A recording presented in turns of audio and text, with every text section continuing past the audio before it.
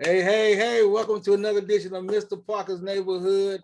And today, my guest, this brother here, man, look. Now, you went back in time when we had a wink on Perry Johnson on a while back, but now we have Mr. Ed Atkins. How are you, sir? What's up, CP? What's going on, man? How you doing? I'm doing great. Before we get started, I like to do a thing with my viewers as far as trying to guess what it is that my guest does. So here are the questions for you viewers on can you guess what my guest does? Here we are.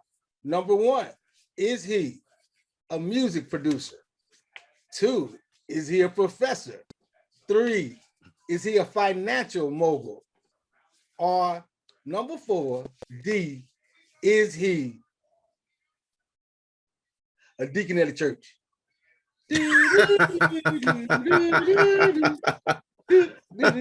All right, that's your guess. Here we go. And y'all wrong again. Y'all wrong. Brother Ed Atkins, can you tell the people what it is that you actually do? What was the choices again? I can tell you for sure that last one ain't it. So what was the other 3? A deacon at a church, a financial mogul, a record producer, or a teacher. I don't know about the record producer part. I do some stuff that's similar, but I ain't Puffy. I ain't Dr. Dre. Actually, to be honest, I don't know if you know this. I have taught since we was last together every day. Yeah, I have taught actually, and I'm still teaching. I'm not in the traditional sense. I do teaching more professional development now. So yeah, that's what's up. So I'm somewhere between teaching and music producing. Financial mogul? Deacon? No. No. A lot of things I am. Hypocrite ain't one. All right, there we go. So now that we've done the formalities of Ed Atkins, all right, let's kick it, family. What up, E-Money? What's happening, baby? What's up, man? It's good to see you, dude. Good to see you too, good man. To see you. Now, we haven't seen, we saw each other 1.5, 2 years ago, right before COVID. Yep. For about 15 minutes. Yep. Yeah, for about 15 minutes. For a quick visit for Jesse's birthday. Man, before we get going, tell the people about, you were from St. Louis originally. Give them a breakdown of Ed Atkins. I'm North Side, man. North Side, Fairground Park, Natural Bridge, Newstead, Natural Bridge Fair. Love my city, man. That's where I grew up. Went to Banneker, down on the not quite south side, but just on the edge. Banneker Elementary. Went to Turner Middle. Watched them practice football during 6th and 7th hour for 3 years, and then I was a DSA kid. I was one of the first kids in the DSA program. I rode down to Oakville for 4 years. First year I woke up at 3:30 in the morning to go to school. Was on the bus for about 2.5, 3 hours, 15 minutes a day. You fought the DSA program. Ooh, yeah. I didn't know that. Yeah. Look, I didn't know that part. So but that explains by the time I met you at Central, you came up to CMSU. Now, I wish I had pictures of it because people ain't believe, but no, we got to CMSU. You talking about the Black Hugh Hefner. This man here was the Black Hugh Hefner. I think I accidentally knocked on your door looking for somebody else, and he opens the door in a silk robe. Man, I've never been one of those people to keep clothes on once I get home. So guilty as charged. Once I get home, I do strip. Man, I I say, gotta be comfortable. who's like, excuse me, bro. I'm looking for so and so. No, man, this ain't their spot. Oh, all right, then. I'm sorry. That's a nice robe you got there. So then we moved on about our business. And I think about maybe a week or two later, we sitting over in the chapel. We talking choir rehearsal.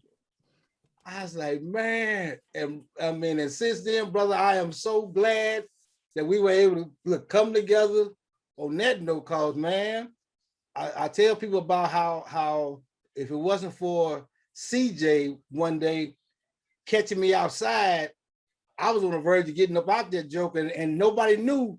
I finna pack up and go back to the crib because my grandmother was dealing with stuff, and I'm like, man, out here in Warrenburg with all these old crazy people who don't want me out here.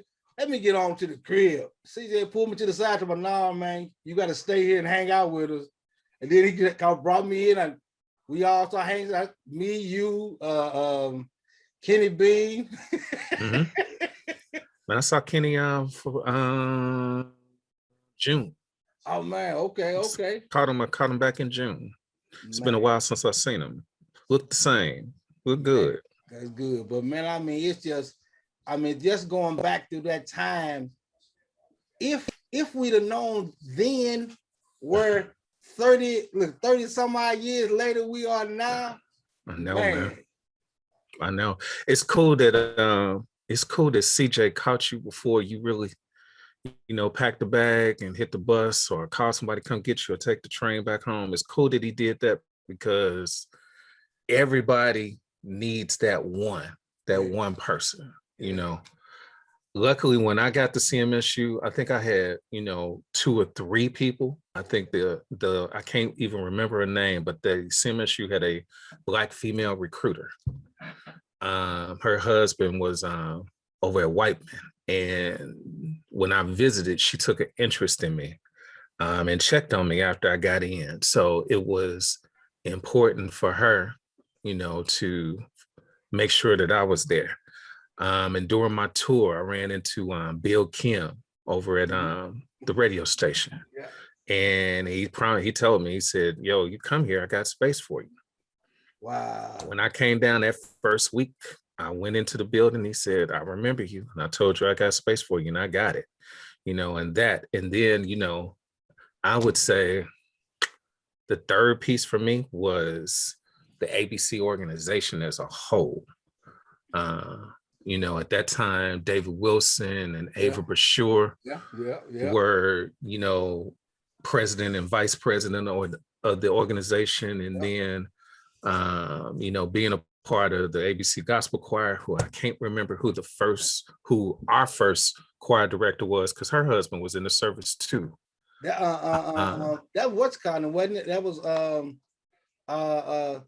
Daryl. Wasn't it Daryl? No, before Daryl, there was a woman there that was there for one semester.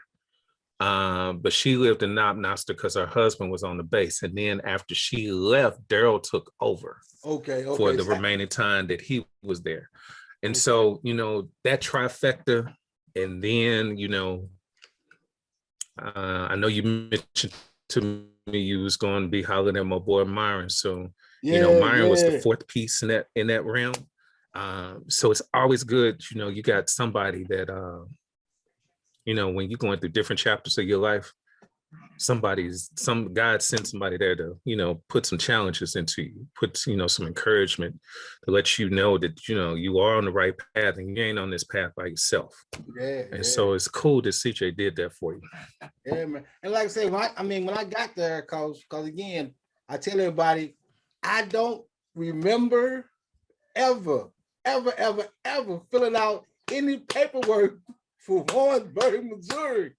I was gonna go play ball at Alcorn State.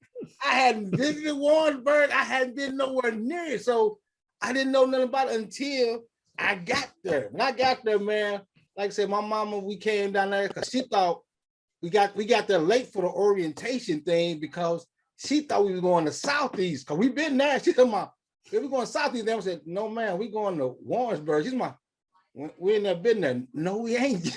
So we got to drive. We like, this ain't no daggone 2.5 hours. It's more like 4. So we rolling. And man, we get there for the orientation late. And they talk about, well, come on in, come on. And walk me through it. Like, okay. Then that when we finally got there, that first day I got there, my mama dropped me off early because she had to go back to work or whatever. We got there early. I'm walking the campus. The first cats I meet is Kevin, Sean, and Chief from East St. Louis. From East St. Louis, right. And I'm like, okay, they call, yeah, we from East St. Louis. Oh man, I'm like, well, cool. So that's who I hung out with for the first couple of days, and then turn around and met Rusty. Rusty hit me to the game. He's from the Lou. I'm like, oh man. So Rusty hit me up, and then I met from U City. Yeah, then I met CJ. CJ, he's from St. Louis. That's how the whole piece got hooked up. And I was hanging with CJ in the beginning from the giddy up. After that, it's like, hey, I'm gonna roll with him. And then I hung out with Wink and them later on, who would be the mastermind that got me to doing this whole TV piece. Cause man, I was like, yeah, I was thinking business, administration, get that thing in order and get the heck up out of Warrensburg, not knowing that shoot. And then in that journey, like I said, with the whole choir piece, man, hanging out with you and then singing in the choir house, that was the only thing that I had from St. Louis that I could use. Like, I sang in the choir, so yeah. And like you said, we went to them ABC meetings in that room upstairs. It was only like what it was 20 of us could fit in, and it was like, yeah, okay, ABC, okay, let me see what y'all talking about. All right, yeah, that's a good idea, okay. And I couldn't figure out for the life of me why we couldn't get bigger than that. But as we got older, we found out that it was that everybody's mind and thought process was on a whole different level. You know, it's different, man. And, you know, everybody's in different places in life. You know, you start off, you know, participating in a lot of stuff. And then, you know, you get past that 2 year, you're in your 3rd year. Now you need to be looking for that light at the end of the tunnel. The goal is straight up when you get in is to finish with a degree. But once you get halfway, yeah, you got to change them priorities a little bit. So it CMSU was at the UCM as it's now called. It's going to forever be CMSU to a lot of us. Right. It was good. It was good for what it did for a lot of us that were from St. Louis that grew up in the city, and a lot of us from Kansas City that grew up in the city. It's, you know, it's amazing because you look at it now. Have a Black Alumni Association that is thick, and doing what it can to support Black students on campus and doing what it can to recruit more Black students there. And just the opportunities that, you know, they're a little rough to get into some of those opportunities, but there were some opportunities there that presented themselves to help us mature, professionally grow. You know, because I can think of, you know, ABC, which was, you know, a policy making type of organization with some social. Don't get it twisted. We kicked it. Don't get it twisted. But I mean, we did work, and then, you know, participating. You know, for me, I participated in concert choir for 2 years, and that's where I began to learn how to produce concerts and events, and, you know, being at the radio station for 4 years and being, you know, I mean, a 100,000 watt station and being across the hall from a 100,000 watt TV station, and, you know, watching and learning from that. So for me, you know, and I know for a lot of other people, it presented itself. It gave a lot of us what we needed in order to grow and be, you know, resourceful individuals. So I do appreciate it for that. I can't forget about Greg Roberts. He was he was one of the ones in my, you know, in my top 5 in the beginning. And then of course, as you know, you get down there, there's more people, you know, Dr. Benita Butler and Yeah. Kenny Long and Reverend Means, Yeah. Dr. Kemp, Kemp. uh, the God, I can't believe I can't remember her name, but she was in the psychology department. She's a twin, aka. Yeah. I didn't have any classes with her, but if I ever saw her as I was walking on campus, she hit me with that smile, put that head up, get your tail to class. And that, I mean, and that was really it. And so, you know, you had those influencers, you had those motivators, you had the mama figures, you had them uncles, them brothers and sisters, and them auntie figures as well. So, you know, it was cool. It was real cool. And like you said, man, it was just for us. If you really think about it now, we thinking back on it, we did a lot of stuff that we didn't think we were really doing nothing big. But as time went on, we were really trailblazers because, again, they had never had that many freshmen coming there. When we came through 400, 500 strong Black freshmen from Missouri. And they was like, oh, wait a minute. Warrensburg was like, oh, hold on. Because remember, we had that one Saturday we got up early and was doing volleyball in the multi. And we had played like about 2 or 3 games. And this white fella comes over and says to us that, you know, this is a challenge court. We like, a challenge court? What is that? Where whoever loses has to leave and go to another team and come back. And he was trying to play a little game with us. We like, all right, bet. So he should have said, this is a who got next court. We familiar with that, bro. We real familiar. Is that how we gonna do it? Right. But see, his whole thing was he was trying to get it to where it was him and his friends gonna be on the court. We was gonna go on about our business. Man, we got that first, we was done, one side switched out, let his people come in, wax that butt. He went in the middle of the game, he went and tried to find another squad. Like, dude, we ain't got time to play with y'all. But that was our whole thing of coming together just on that. That was the thing we had to fight where the rules changed for us all of a sudden. We'll be like, all right, we got this, no problem. Okay, we got you. We'll go ahead and kick y'all butt 4 more times, and you can have the court. We done now. We real familiar with who got next. We grew up playing basketball on who got next, dude. And well, you know, that's where you want to play it. We can do that. Yeah, and that's just the coming together. I mean, I was talking our freshman year when they had the baseball fight, when they beat up Teddy, and we went to the baseball house. We thought that was the Million Man March. We just rolling down to the baseball house and get there, ain't nobody there. Oh, okay, let's roll on back, dude. But the word was like, they came looking for, no, wasn't no more of that. We gonna beat them up and delete. No. No. That don't happen no more. I mean, it's too many. Man, too many of them here. We can't do that no more. And I mean, like you said, Dr. Kemp and Reverend Men and Greg. I mean, it was just so many people who were there in our midst, who were trying to Mrs. Men's. Yeah, who was trying to show us stuff, and it was amazing. But until our junior year, when I became ABC president, and we put that staff together on the board together, and it was like, it's a whole different ball game now. Yeah, we getting people in the SGA, learning how that money system working. We getting jobs on campus. We getting involved in homecoming stuff. Oh man, that was the swing for us. And like I said, for us, it was like, yeah, we would say the first 2 years when it was like, okay, we see y'all, here's a nickel. And then that third year, we like, okay, we didn't have enough nickels.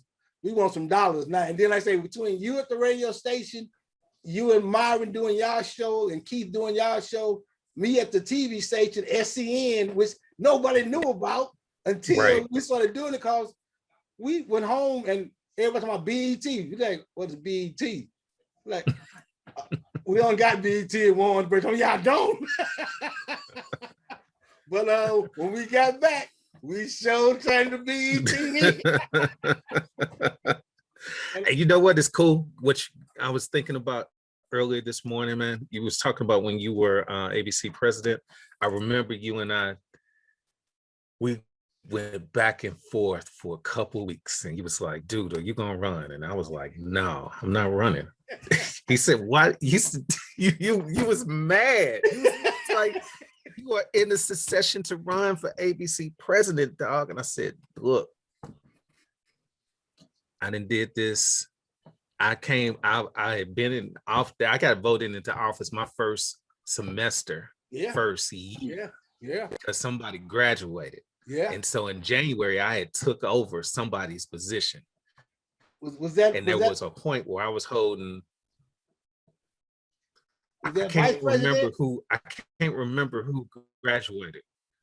Well, when I was VP, Mike was president. Right. I took over a position in gospel choir on the board my first year. Right. And then my second year, I had a position gospel choir and at ABC. The general body of ABC. Right. And Jason Alexander was the president my second year. Right. Yeah. Then my third year, Mike became president and I was his VP. Yes, sir. Yes, sir. And so then you was like, "Are you running?" Because you VP. You running. Look at all the stuff that we can do. You know what we can do. And I was like, I'm done. I can't do. I got. And then I had this internship that nobody knew about. I didn't tell anybody about the internship until one night folks was probably studying, turned on the radio, was like, "What?" Like, "Hey man, it's Ed." So I had this internship and I was like, I just can't do it. I said, it's time for somebody else to take this baton. And I mean, you were the right person at the time, and it wasn't me. You were the right person at the time, because I felt through everything that we had done those prior 3 years, I felt good with where I was at. Yeah. And like I said, I saw that light at the end of the tunnel. And I didn't do 4 years. I did 4.5. Yeah. But I did them 4.5, and my initial thought was to do some more.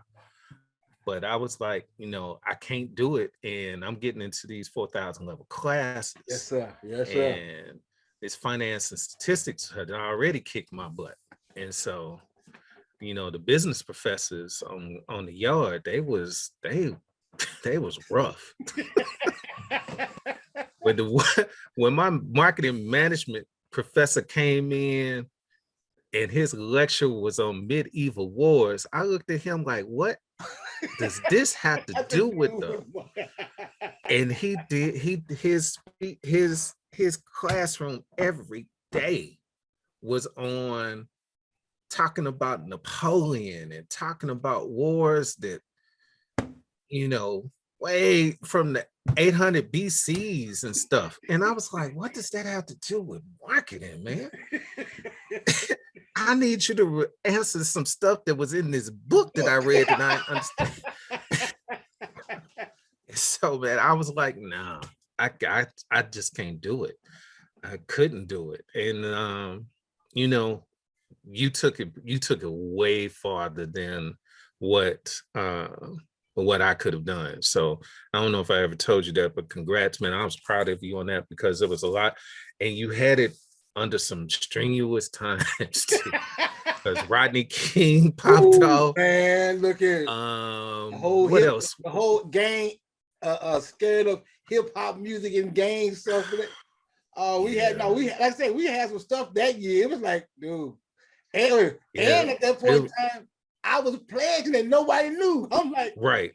Yeah, okay, I'm good. Come on.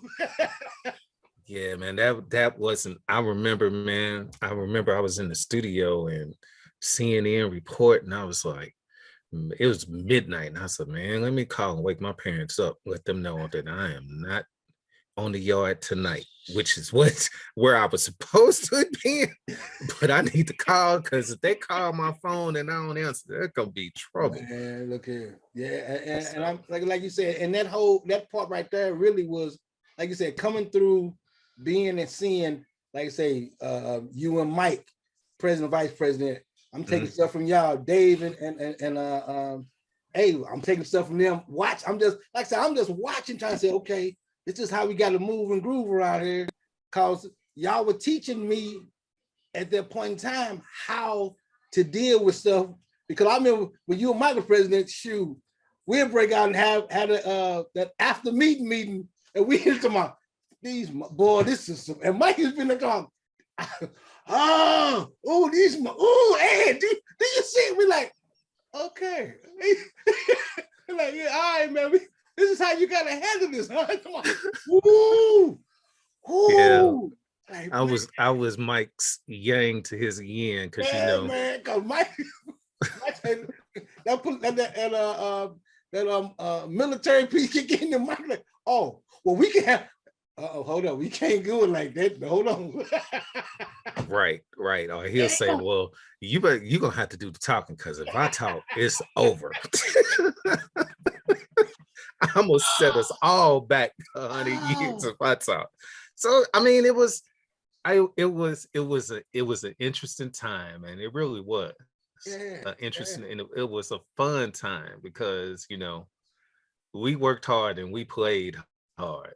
Yes, now, you know, if you can say that for unemployed students. Hey. We worked hard, we played hard, and we traveled pretty good too. Look here, brother. And I'm about to say, and again, like I say, and we learned that barter and trade system the first 3 years like a champ. Like, hey, look here, I ain't got no money, but I'll watch your daughter if you cook dinner.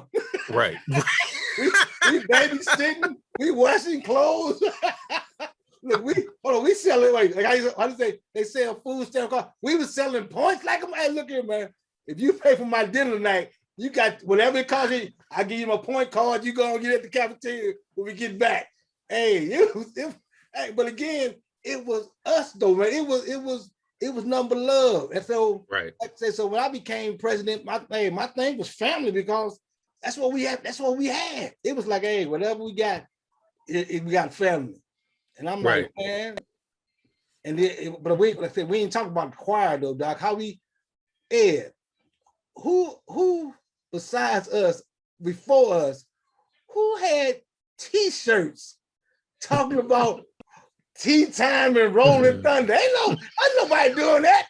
We had T-shirts and sweatshirts because we was them dudes. But see, here's the problem. When you in a choir of 75 and 100 and 90 of them are beautiful Black women of every shade, and you got to come through, because, you know, the sopranos get their minute, the altos get theirs, and then they looking at the 5, 7, 10 of y'all. What y'all gonna do? It's only 10 of y'all.